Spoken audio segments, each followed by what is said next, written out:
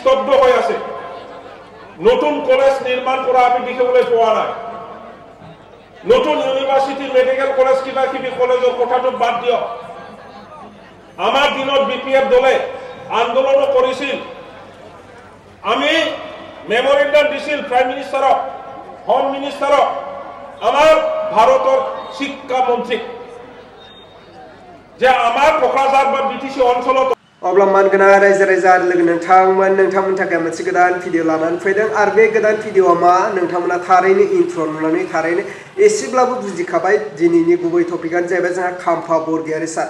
बे खाम्फा बरगयारी सारा दिनै बिपिएफ दोलोखौ नागारनानै बबे मोनसे दोलोजों बा बबे मोनसे दोलो आफाद पलिटिकेलजों थांनानै बिथाङा पलिटिकेल गेलेनो थांगासिनो। स' नोंथांमोना बे भिडिअनि गेजेरजों गासैबो फुल आपडेट नुलांनो मोनगोन।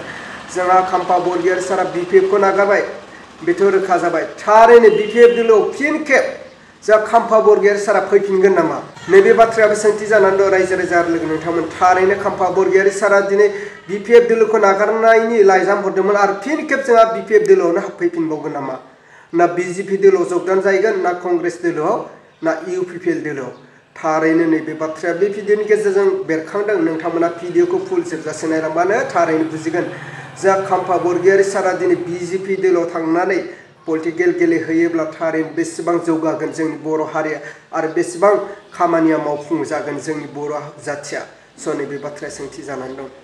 ना इउपिपिएल दोलोआवनो थांनानै बिथाङा जोंनि बिपिएफ आरो इउपिपिएल जमा जानानै फैबाय थानाय बिटिआर बिटिसि इलेक्सनाव पलिटिकेलखौ गेलेसिगोन नामा?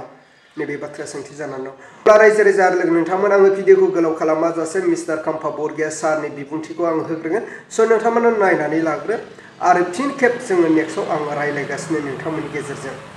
এতিয়া যি চৰকাৰ আহিছে তেখেতসকলৰ দিনত আমি দেখিবলৈ পাইছোঁ এই ইউনিয়নৰ কাম এতিয়া স্তব্ধ,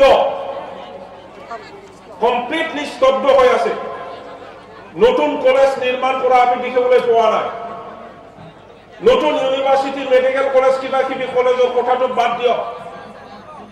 আমাৰ দিনত বিপিএফ দলে আন্দোলন কৰিছিল।